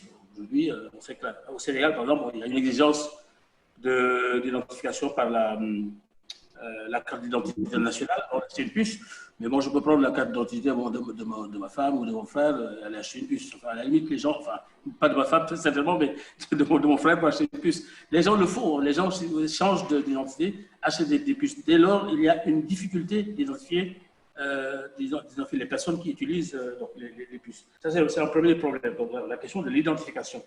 Le second problème tient à l'interconnexion dont a parlé également Mamadou, qui consiste dans le fait que, par exemple, Orange est dans la quasi-totalité de nos pays. Conséquent, il est très facile pour moi d'entreprendre une opération au Sénégal et de la transposer au Niger, enfin, peut-être pas au Niger, mais au Côte d'Ivoire, où il y a Orange, au Burkina Faso, où il y a Orange, au Mali, où il y a Orange, etc. Donc, je crois que c'est vraiment véritablement la difficulté. Alors, les pouvoirs publics en sont conscients et cherchent aujourd'hui à réguler ce secteur, mais c'est un secteur difficilement régulable dès lors qu'effectivement, le pourcentage de personnes qui détient l'outil mobile est relativement important. Et ensuite, on se heurte plutôt à la difficulté d'identifier les personnes, ne serait-ce que parce que Mamadou a dit au début de son intervention, que les gens n'ont pas d'identification précise. Je veux dire, c'est un problème que vous ne pouvez pas vous faire à l'idée, puisque en Europe, ça ne se présente pas. En Afrique, c'est un problème sérieux. Donc, d'où donc la difficulté de cerner, de réguler ce secteur. Mais les pouvoirs publics, encore une fois, en sont conscients et cherchent à trouver des solutions idoines. Je vous remercie. Je demande à Étienne. Étienne, je ne sais pas si tu es en train de voir la question d'Anna Rita Duarte de Campos. Oui, sur les avocats qui sont poursuivis. Si tu veux répondre. Oui, alors, il y a peu de poursuites, et heureusement, contre des avocats pour les conseils qu'ils ont donnés à leurs clients pour faciliter des opérations de blanchiment. Mais il y en a.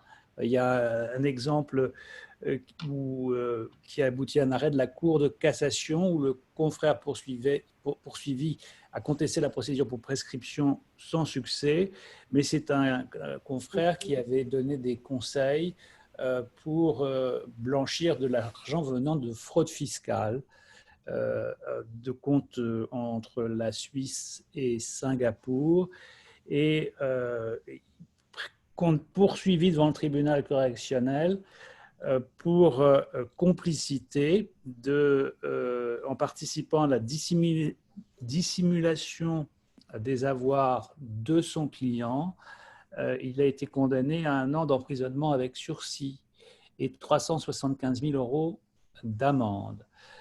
Autant sur les amendes, c'est toujours fonction, que ce soit pour un avocat ou pour n'importe qui, du montant du bénéfice supposé de l'opération de blanchiment. Autant pour les peines d'emprisonnement, la France, peut-on penser, n'est pas particulièrement répressive pour la délinquance en col blanc. Les exceptions sont de plus en plus nombreuses.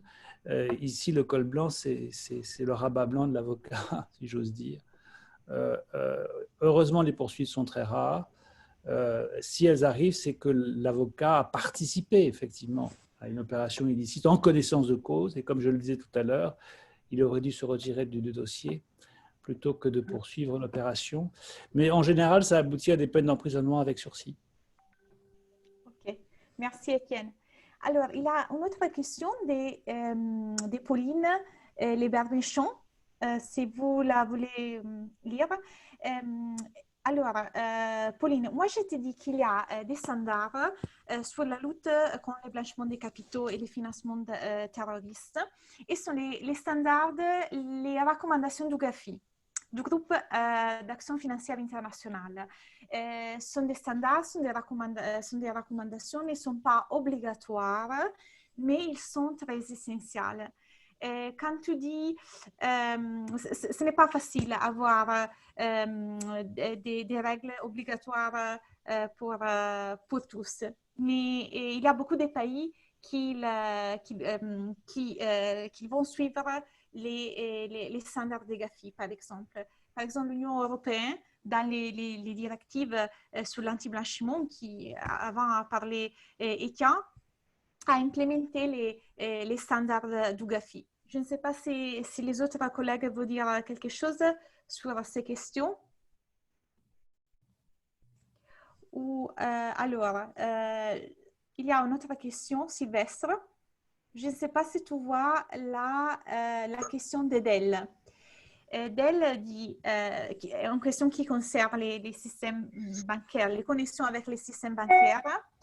Et Edel nous demande, est facile d'identifier l'auteur qui finance le terrorisme sans l'appui du système bancaire? Qu'est-ce que tu penses? À mon avis, le système bancaire est essentiel dans les transactions pour découvrir s'il y a des problèmes de blanchiment et de terrorisme.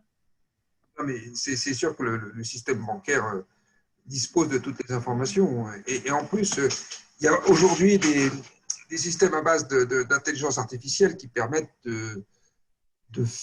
d'aller très loin dans les recherches des transactions concernant les clients ou des tiers. Hein. Donc, c'est certain que si les systèmes bancaires, alors ça pose d'autres problèmes, mais si les systèmes bancaires mutualisent leurs données, ils sont évidemment capables de tracer beaucoup plus d'opérations que nous, les avocats. Maintenant, j'en reviens juste un instant sur l'action internationale. C'est clair que sans ce que soulignait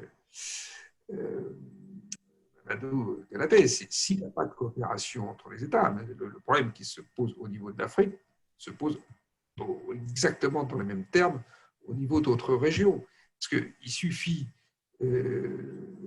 encore une fois, d'un trou dans la raquette pour que, d'une faille, pour qu'à ce moment-là, les blanchisseurs s'infiltrent dans cette faille. Donc, la seule solution, c'est effectivement une coopération au niveau international. Et même si on ne peut pas avoir une règle de droit identique pour tout le monde, les recommandations sont essentielles parce qu'elles permettent au pays de mettre en place des systèmes qui sont à peu près équivalents et qui offrent les mêmes sécurités. Et sans coopération, il n'y a aucune chance qu'on y arrive. Alors, il y a beaucoup de questions. Alors, je lis les questions dans les Q&A et dans la chat. Il y a une autre question qui concerne les rôles des avocats et de Sabine Boucher. Dans la lutte contre le blanchiment des capitaux et le financement terroriste, le rôle de l'avocat se limite uniquement à la déclaration des soupçons? Non. Et le rôle des avocats est très important. Et il y a beaucoup de fonctions. Il doit identifier les clients, il doit faire formation. Par exemple, dans l'Union européenne, les avocats doivent observer les mêmes règles des banques. Mais je demande à nos amis de l'Afrique les règles pour les avocats dans l'Afrique, ou Aboubacar ou Mamadou. Si tu me permets juste, il y a une obligation, c'est de suivre les formations de l'UIA. Ah, oui, absolument. En effet, après, Colette vous enverra les certificats de participation, qui est très important. Parce que dans l'Union européenne, il faut faire la formation. Alors, ces webinaires, après les webinaires, vous aurez aussi un certificat, et est très important si l'un des avocats décide, ou votre autorité en France décide de faire des contrôles sur l'anti-blanchiment dans vos cabinets. C'est quoi la différence? Comme Mamadou a été ministre de la Justice, je pense qu'il est dans une position où il peut peut-être il a plus d'expérience que moi dans ce domaine-là pour savoir quel est l'encadrement qui est prévu pour les avocats dans ce domaine. Mamadou, si tu permets. Oui, je te remercie, Abdoulaye. Il faut savoir qu'en Afrique, on a essayé de prendre des initiatives au niveau des ordres professionnels et à partir des gouvernements locaux. Mais cette première démarche a été très mal perçue par les avocats d'une part, parce que sans doute mal expliquée. Et au niveau communautaire, ou au niveau communautaire au sens pluriel du terme, on a essayé de reprendre le sujet pour en faire un dispositif réglementaire par le biais d'une directive ou d'un règlement, par exemple. Toujours est-il que les avocats en Afrique ne sont pas assujettis à cette déclaration de soupçon volontairement eux-mêmes, et on a des cas d'avocats qui ont été mis en cause dans le cadre de procédures pénales en accessoire parce que simplement pour n'avoir pas satisfait cette obligation qui pour la plupart est ignorée par les avocats qui sont mis en cause. Donc aujourd'hui, cette loi existe formellement, mais cette loi n'est pas appliquée par les ordres professionnels ni par les avocats individuels. Par contre, les ordres professionnels et les avocats individuels sont toujours surpris par cette loi lorsque, dans le cadre de procédures pénales, les avocats sont appelés en complicité, on leur rétorque cette loi. Le deuxième élément qui est important, cette déclaration de soupçon ne vaut pas uniquement pour les avocats, mais ça vaut pour beaucoup de personnes qui manipulent des fonds. À Bamako et dans le cadre de l'espace UEMOA, 10% des déclarations de soupçon ne sont pas communiquées par les banques. Parce que la difficulté pour les avocats, pour les notaires, pour les banquiers, pour toutes les personnes qui interviennent dans le cadre de transactions financières, ils ont tendance à privilégier la relation de client qui les empêche de respecter la loi qui les protège par ailleurs. Et la conséquence négative, c'est quand même une procédure pénale qui les happe dans des conditions de complicité où ils risquent quasiment la même chose que le client à ce niveau. Et je pense véritablement qu'il faut reprendre le bâton de pèlerin à ce niveau. Les avocats et tous les professionnels qui interviennent dans le domaine, qui sont assujettis à cette obligation, doivent prendre suffisamment conscience aujourd'hui qu'il ne s'agit pas de délation, mais il ne s'agit pas non plus d'accompagner l'opération. Je vous donne juste un exemple. Dans un des États africains que je ne vais pas citer, un confrère a été exposé dans le cadre d'une procédure pénale dans laquelle il a été appelé en complicité. Et l'un des principaux reproches que lui faisait le parquet qui poursuivait, c'était véritablement de ne pas déclarer les soupçons. L'opération est la suivante. Il connaît un client depuis 6 mois, qui est un client étranger, qui s'est domicilié dans son cabinet et qui véritablement est ressortissant d'un pays difficile, qui mène des opérations financières qui sont des plus floues à ce niveau. Et la première opération avec cet avocat a commencé par la création d'une société à responsabilité limitée, moins de 1 million de francs CFA, moins de 1500 francs CFA, et puis des petites opérations qui ont coûté de temps en temps, en termes d'honoraires, 1500, 2000 francs, jusqu'au jour où cet avocat a ouvert son compte bancaire personnel pour recevoir des montants qui soit l'équivalent, on va dire, de 800 000 euros environ, de 3 fois 800 000 euros en opérations successives. Lorsque l'argent a été bloqué parce qu'une déclaration de soupçon a été faite par CENTIF sur indication de la banque. L'avocat a multiplié un certain nombre de procédures locales et le bâtonnier est venu en soutien de l'avocat. Simplement, la loi indiquait que cette opération était inhabituelle au regard des opérations précédentes, d'une part, qui n'ont pas toutes dépassé l'équivalent de 15 000 € lorsqu'on a reçu 3 fois 800 000 € sur le même compte. Je suis parti en tant que ministre en ayant donc cette opération en cours. Je ne connais pas le sort de cette opération, mais on peut multiplier cette opération parce que les avocats eux-mêmes ne sont pas conscients du caractère inhabituel des opérations qui passent d'un montant X à un montant Y, et le différentiel est tellement important en termes de pourcentage que ça représente 500, 600, voire 700% d'augmentation ou d'explosion à ce niveau. Et dernier point, c'est que le client n'est pas connu de l'avocat. Et là, c'est un reproche que l'on fait aux avocats également. Ils ne prennent pas le soin de faire un check complet, ce que les banquiers appellent les KYC, un check complet sur le client pour savoir qui il est, dans quelle activité il est, d'où il vient, quels sont ses antécédents, ainsi de suite, ainsi de suite. Et c'est un problème énorme. Merci Mamadou. Et tiens, une question pour toi.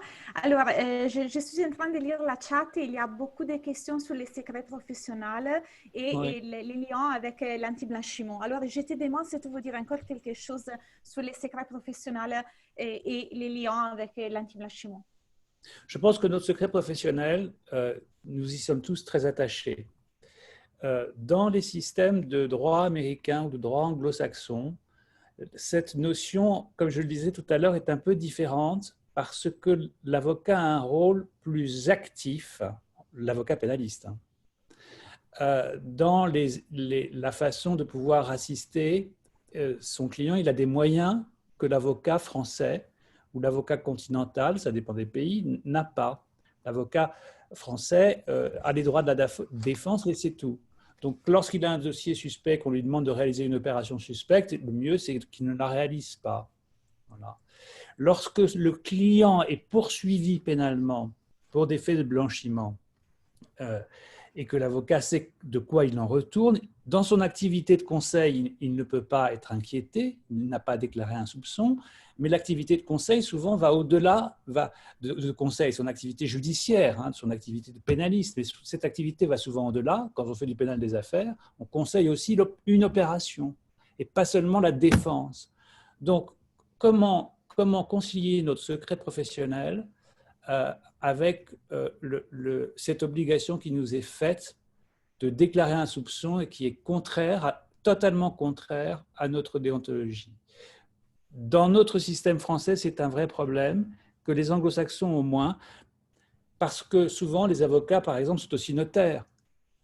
Un notaire n'a aucun problème de faire une déclaration de soupçon, ou un banquier encore moins. Et il fait sa déclaration de soupçon tout de suite dès qu'il a un soupçon, parce qu'il n'y a pas le lien qui existe entre le client et le notaire. Il n'y a pas ce fondement qui nous lie, nous avocats, avec nos clients et qui fait que notre secret est le fondement, un des socles essentiels de notre profession, avec la confidentialité. Okay. Merci beaucoup. Alors, j'ai une question pour Aboubacar. Julien Briotte, si tu vois les vidéos, les Sénégalais aujourd'hui classés. Aboubacar, tu vois la question? Ou j'ai indiqué la question dans la chat?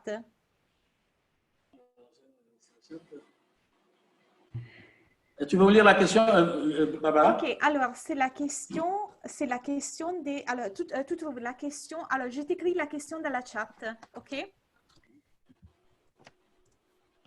Tu as reçu la chat? 66e. Du Sénégalais aujourd'hui. Oui, enfin, je pense que Okay, c'est un classement. Oui, c'est un classement de Transparency International. Bon, ces classements relèvent d'abord d'enquêtes, etc., de faits relativement objectifs, mais également de ce qu'on appelle une question de perception. Et de la perception, moi, je connais bien Transparency, donc je n'ai pas de commentaire particulier là-dessus. C'est vrai que l'état de droit est en construction au Sénégal. Il y a des avancées. Maintenant, sur la question du blanchiment, il y a un dispositif, je l'ai énoncé tout à l'heure. S'agissant du classement du Sénégal, je ne peux pas faire de commentaire particulier. C'est de la responsabilité de Transparency qui a certainement des éléments peut-être objectifs pour classer le Sénégal à ce niveau-là, sachant encore une fois qu'il y a une bonne dose de perception, encore une fois, donc de subjectivité dans ces appréciations. C'est ce que je peux dire. Alors, merci Boubacar. Alors, il y a une autre question. C'est la question de Pauline Le Barbichon. Elle nous demande, est-ce que vous savez s'il existe une volonté de la part de l'Union européenne ou des pays tels que les États-Unis d'inclure les standards sur la lutte contre le blanchiment des capitaux et le financement terroriste dans le cadre de leur accord externe? Alors, Pauline, je te dis que avant, j'ai parlé des standards de GAFI. Il y a des standards internationaux les standards GAFI ne sont pas obligatoires, mais ils sont très importants. Alors, les États comme l'Union européenne ont décidé d'implémenter les standards, mais c'est très difficile d'avoir des règles, les mêmes règles dans les différents pays. Mais je te peux dire, comme j'ai indiqué dans mon slide, que la communauté internationale, avant, j'ai dit, a fait de la lutte contre le blanchiment des capitaux et le financement terroriste une priorité. Je te peux dire qu'il y a des conventions sur le terrorisme. Alors, c'est difficile d'avoir des règles, les mêmes règles dans tous les pays, mais il y a la lutte contre le blanchiment des capitaux et le terrorisme, c'est un sujet très important pour la communauté internationale et il y a des conventions sur le terrorisme. J'ai demandé, je ne sais pas si Sylvestre, Étienne, vous voulez dire quelque chose sur la question de Pauline? Alors, je vais contrôler s'il y a des autres questions. Alors, il y a ces questions. Je ne sais pas si c'est peut-être une question pour Étienne, de James Alex Previlon. Il est dans le Q&A. Un avocat militant qui défend beaucoup de clients peut occuper un poste de responsabilité dans la lutte contre le blanchiment ou contre la corruption? Alors, attends, je ne vois pas la question, Barbara. Alors, j'ai écrit la question dans la chat.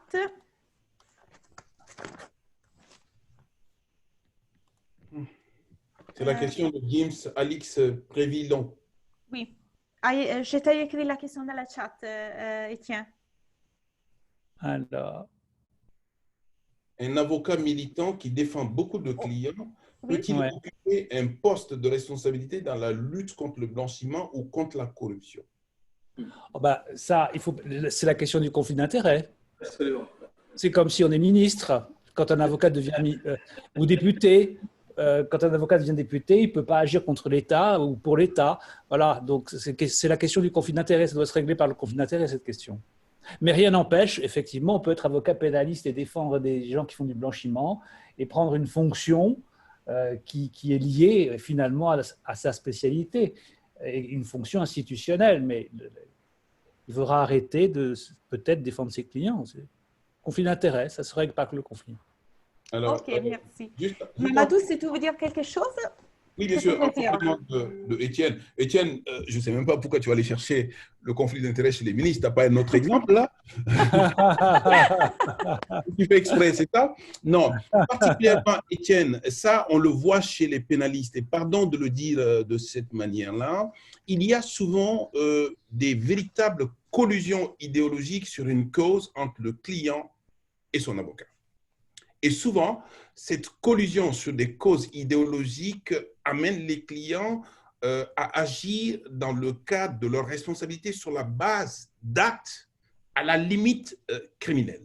Et souvent, ce sont les mêmes avocats qui sont derrière les clients présumés terroristes, derrière les clients présumés blanchisseurs de fonds, derrière des clients qui sont derrière des grosses opérations de détournement. Il y a une espèce de collusion là à ce niveau. Je pense que la question qui est posée et que moi aussi je pose, parce que je n'ai pas compris ça, je ne vais pas spécifier véritablement, mais il y a des causes idéologiques aujourd'hui de par le monde qui rencontrent une espèce de véritable adhésion des avocats qui jusqu'au bout. Et souvent, on recherche à la fois la responsabilité aussi bien du client que de l'avocat dans un certain nombre d'actes qui ne sont pas à l'abri véritablement de mise en cause. Ben oui, c'est-à-dire que l'avocat militant, trop militant, l'avocat identifié militant d'une cause et d'une cause seulement, quelle qu'elle soit, va perdre souvent en crédibilité dans la défense de ses clients vis-à-vis des magistrats, parce qu'il sera trop identifié. Là aussi, nous devons être indépendants. Et l'indépendance suppose que nous ne collions pas aux positions de nos clients, quelles qu'elles soient. Donc être militant, oui, c'est bien. Être engagé, oui, c'est bien. Mais perdre son indépendance dans son métier d'avocat en raison de son militantisme, ça, non. Alors, chers collègues, il faut terminer le webinaire et je vous remercie. J'ai lu les messages dans la chat et je remercie aussi les participants. Et, avant, j'ai dit qu'aujourd'hui, nous avons 329 participants et j'ai le plaisir de vous lire les pays de nos participants. Il y a beaucoup de pays. Okay? Alors, je vais lire. Algérie, Allemagne, Andorre, Angola, Argentine, Arménie, Azerbaïdjan, Belgique, Bénin, Brésil, Bulgarie, Burkina Faso, Burundi, Cameroun, Canada, Congo, Côte d'Ivoire, Égypte, Espagne, États-Unis d'Amérique, la France, la Guinée équatoriale, Haïti, Hongrie, Inde, Italie, Koweït, Liban, Luxembourg, Mali, Maroc, Mexique, Niger, Oman, Pays-Bas, Pérou, Pologne, Portugal, République dominicaine, la Roumanie, les Royaumes-Unis, Sao Tomé et Principe, Sénégal, Slovénie, Suisse et Tunisie. Alors, merci à tous. Merci. Alors, je dois remercier notre équipe. Alors, je dois remercier Aboubakar, je dois remercier Mamadou, Etienne, Sylvestre, Colette est essentielle, est un support essentiel et très important pour nous et pour l'UIA. Je vous remercie beaucoup. Je remercie aussi les participants parce qu'il y a encore beaucoup de participants qui sont connectés à notre webinaire. Et puis, je vous dis, alors moi, je suis italien et décembre, c'est le mois de Noël. Et je sais qu'il y a des autres pays qui fêtent les Noël. Alors, si vous fêtez les Noël, je vous souhaite un joyeux Noël. Et puis, j'espère que l'année prochaine est une année meilleure, sans Covid. Et alors, je demande à notre orateur s'il veut dire quelque chose et puis nous devons terminer la journée. Aboubakar, à toi, si tu veux dire encore quelque chose. Merci infiniment. Merci d'avoir organisé ce webinaire. Je voulais juste insister sur ce que Sylvestre a relevé tout à l'heure, c'est la nécessité de former les avocats, en tout cas en s'agissant des avocats africains, sur la question du soupçon, parce que je crois que c'est une question importante qui a été, dont on a débattu assez longuement, mais je crois que nous sommes, et Maodo l'a dit, il l'a rappelé, les avocats ne sont pas au courant de cette obligation. Il va falloir qu'on organise, il faut qu'il y ait des séminaires de formation à l'endroit des avocats africains pour prendre conscience de l'importance de cette obligation. Merci Aboubakar. Merci Aboubakar. Alors, Mamadou, à toi, si tu veux dire quelque chose. Merci beaucoup, Barbara. Et depuis le temps qu'on se court après pour justement envisager un séminaire comme celui-ci, c'est une parfaite réussite. Et je sais que depuis un an, tu en parles et aujourd'hui, c'est une réussite. Deuxièmement, à l'endroit des confrères qui sont ici, qui soient originaires de France, d'Europe, d'Asie, d'Afrique ou d'Amérique, la problématique dans laquelle nous sommes aujourd'hui est une problématique de l'ordre public. Il est de protection d'une part pour les faibles, mais il est économique pour les plus forts et il est important aujourd'hui que les avocats puissent jouer un rôle. Alors Barbara, si j'ai juste une demande à faire, le prochain séminaire dans un an, c'est l'avocat et son comportement face aux opérations criminelles dans le domaine des finances, dans le domaine de l'économique et dans le domaine de la fraude. Absolument. Et je te remercie pour ces conseils. Et je vous rappelle que l'UIA en ce moment est en train de travailler pour les programmes de formation de l'année 2021. Alors, restez avec nous. Etienne est le président de la commission des droits pénals. Etienne, si tu veux dire quelque chose aussi sur la commission avant de conclure.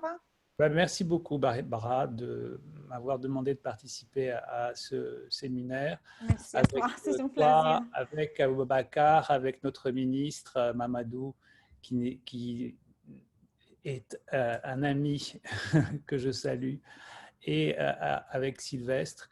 Et je veux dire aussi que la commission de droit pénal, qui comporte de nombreux confrères, va se réunir virtuellement bientôt entre nous pour que nous fassions le point de notre activité dans ces temps particuliers, où que nous soyons. Mais merci Barbara, merci beaucoup. Et merci Colette. Merci à vous. Alors, je ne vois pas Sylvestre, je crois qu'il a quelques problèmes de connexion, mais je vous remercie. Alors, je dois conclure et joyeux Noël si vous fêtez les Noël et bonne année. Merci. Merci Au revoir. beaucoup. Merci. Au revoir. Merci à tous. Au revoir. Merci Colette. Merci Colette. Merci. Merci Colette. Au revoir. Au revoir.